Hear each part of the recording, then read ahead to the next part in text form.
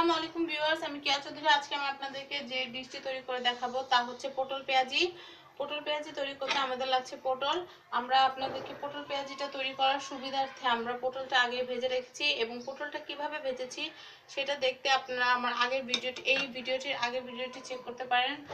আমি ডিসক্রিপশনে লিঙ্কটা দিয়ে দেব, আপনারা ওখান থেকে দেখে নিতে পারবেন।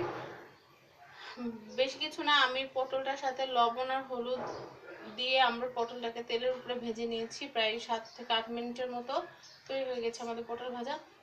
এখন আমরা প্রথমে প্যানের ভিতরে আমরা যেটা দিব তা হচ্ছে পেঁয়াজ। যেহেতু আমরা পটলের পেঁয়াজই রান্না করছি, আমাদের পেঁয়াজ লাগবে। আমরা 1 কাপের মতো পেঁয়াজ দিয়ে দিচ্ছি।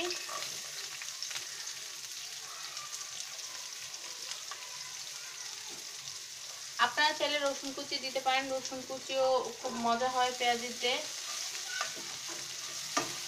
আবার না চাইলে নাও দিতে পারেন। আমি এখন এটাতে দিয়ে দিচ্ছি 4টা কাঁচামরিচ।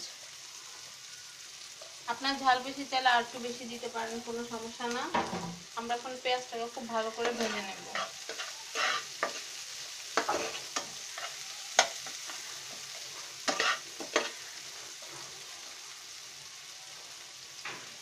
আমরা এখন এটাকে একদম পুরো এই অল্প তেলের ভিতরে সুন্দর করে ভেজে নেব পেঁয়াজটাকে।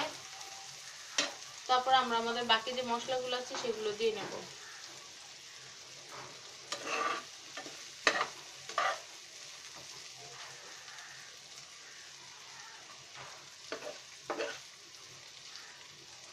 এই ডিশটার নাম পটল পেঁয়াজি ছাড়া আপনারা পটল খাসিও বলতে পারেন। আমাদের ফ্যামিলিতে এটা আমরা পটল খাসি বললে সবাই চিনি।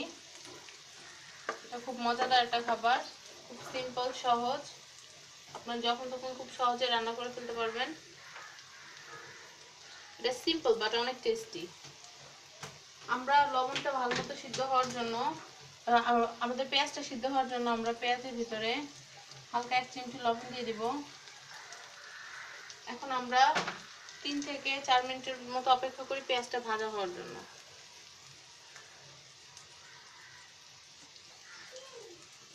ভিউয়ার্স, আমরা আমাদের যে আমাদের যে পেঁয়াজটা আমরা হালকা হালকা ব্রাউন কালার করে নিয়েছি। এখন আমরা একে একে আমাদের মশলাগুলো দিয়ে দিব। তারপর আমরা পটল দিয়ে এটাকে 3 থেকে 5 মিনিটের মতো রান্না করব। আমরা দিয়ে দিচ্ছি আদা রসুন বাটা 1 চামচ, দিয়ে আমরা একটু নেড়ে নিব।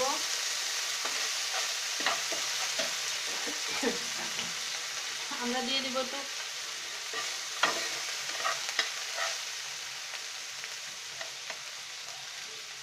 আমরা একটু হলুদ মরিচ দিয়ে দিব।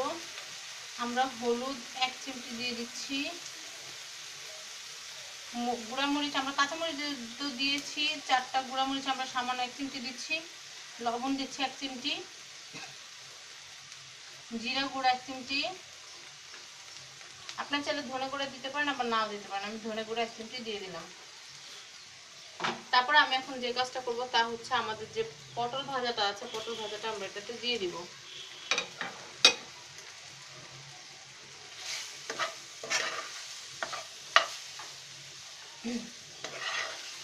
পটল ভাজাতে দিয়ে আমরা একটু নেড়ে নিচ্ছি। আমরা একটু কষিয়ে নেব। তারপর আমরা 1/2 কাপের মতো পানি দিয়ে এটাকে রান্না করব, পটলগুলোকে রান্না করব। আপনারা চাইলে ভিউয়ার্স, আপনারা যদি পছন্দ করেন তাহলে আপনারা এটাতে একটু সরিষা বাটাও দিতে পারেন, খুব টেস্টি হয়।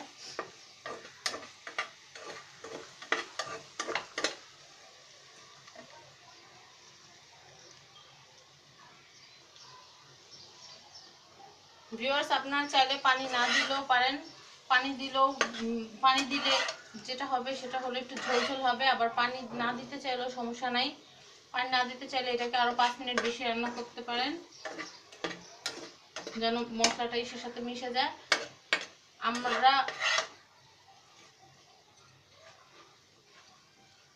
আমরা ঝোল ঝোল রাখবো না, একটু শুকনো শুকনো রাখবো পেঁয়াজিটা।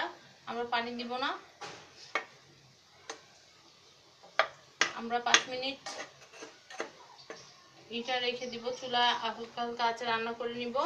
রান্না করে নিলে মশলাটা খুবই মজার হবে। তারপর আমরা সার্ভিং প্লেটে এটা পরিবেশন করে নেব এবং তারপর আপনাদের কাছ থেকে বিদায় নিব। আমরা তাহলে ভিউয়ার্স 5 মিনিট এটা একটু অল্প আঁচে রান্না করি। ভিউয়ার্স 5 মিনিট হয়ে গিয়েছে। এখন আমরা যে কাজটা করব তা হচ্ছে আমরা আমাদের যে পটল পেঁয়াজিটা আমাদের সার্ভিং প্লেটে আমরা বেড়ে নিব।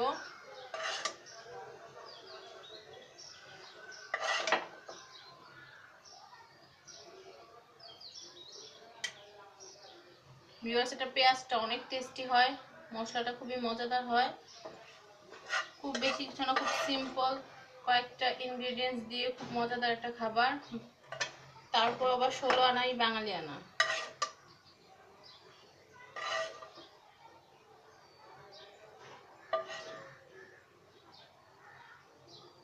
ভিউয়ার্স আমি আমার সবগুলো ডিশই যখন রান্না করি আপনাদেরকে খুব সিম্পল ভাবে দেখানোর চেষ্টা করি, কারণ আমি ইচ্ছা করলে কিন্তু অনেক সস হাবিজাবি অ্যাড করতে পারি, কিন্তু অ্যাড করলে তো জিনিসটা ডিফিকাল্ট হয়ে যাবে, সবসময় হয়তো সবার কাছে সবকিছু নাও থাকতে পারে। এর জন্য যত সিম্পল ভাবে যত মজাদার ডিশ তৈরি করা যায় আমি সেটার দিকে বেশি লক্ষ্য রাখি। তো ভিউয়ার্স তৈরি হয়ে গেছে আমাদের মজাদার পটল পেঁয়াজি বা পটলের খাসি। তো ভিউয়ার্স আজকের মতো বিদায় নিচ্ছি।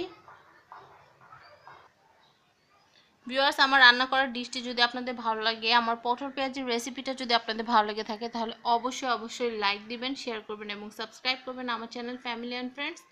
ধন্যবাদ সবাইকে আমার ভিডিওটি দেখার জন্য। আল্লাহ হাফেজ।